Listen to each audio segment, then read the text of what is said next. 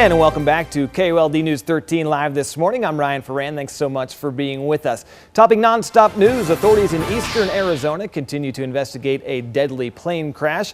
It happened yesterday near San Carlos, which is about 30 miles northwest of Safford. Graham County Sheriff's deputies say the victim was a man from Alabama. He was flying an ultralight aircraft alongside his brother, who was in another ultralight. Deputies say the pair had taken off from Safford and were headed for Show Low when one of those planes went down. The victims' names has not been released. Happening today, testimony resumes in the trial for a mother of a missing Arizona baby. Elizabeth Johnson is charged with kidnapping and custodial interference in the disappearance of her son Gabriel. The trial is moving much faster than expected. Prosecutors say the case could go to the jury as early as this week. Gabriel hasn't been seen since December of 2009 when he was 8 months old. Police don't know whether or not he's still alive. Also due back in court today, the Virginia man accused of shooting a security guard inside the headquarters of a conservative Christian lobbying group. Prosecutors say Floyd Lee Corkin shot and wounded the guard last month in the lobby of the Family Research Council.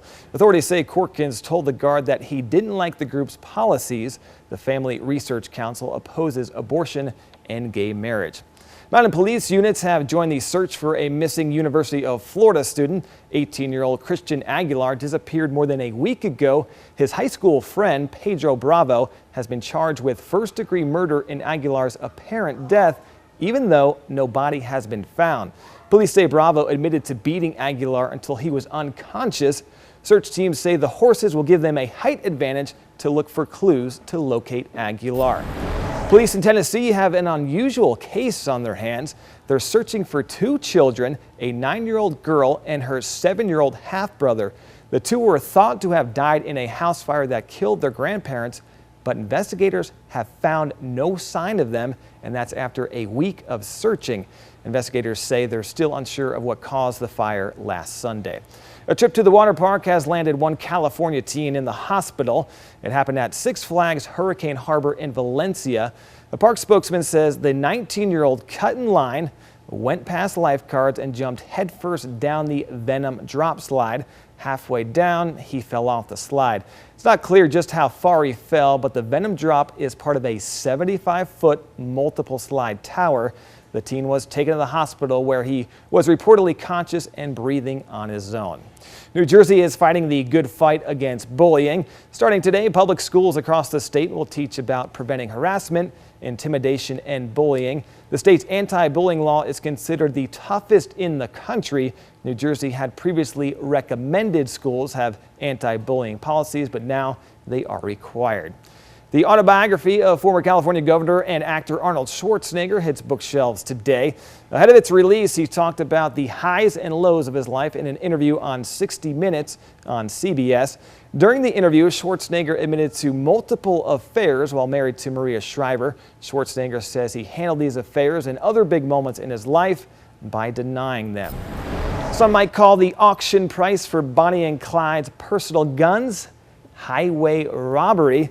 Well, that's because two of the weapons from the infamous outlaws sold for more than $500,000 over the weekend. Bonnie's Colt .38 revolver sold for $264,000, by the way, outselling Clyde's Colt .45, which fetched $240,000. Bonnie and Clyde were ambushed and fatally shot by a police posse in Louisiana in 1934. Nogales, Arizona has always had the flavor of Mexico, but now this border town is looking more like another Mexican city. How about these pictures? A film crew is turning part of Morley Avenue into Tijuana for scenes in The Hangover 3, parts of which are being shot in Nogales. Warner Brothers has also been casting extras from the Tucson and Nogales areas, so maybe we'll be seeing some of you on the big screen. Filming is set to begin soon. Tonight, only on KOLD News 13. Sure, it sounds like a good deal, but are dollar stores really giving you the whole story behind some of their dollar deals? We'll have a late-breaking investigation, dollar store dangers, why retail experts warn that not all deals are great deals. Well, coming up next on Fox 11 Tucson Now Daybreak, he's had a high-flying career. Now Atlanta Braves third baseman Chipper Jones gets a high-flying tribute. We'll have all the details for you.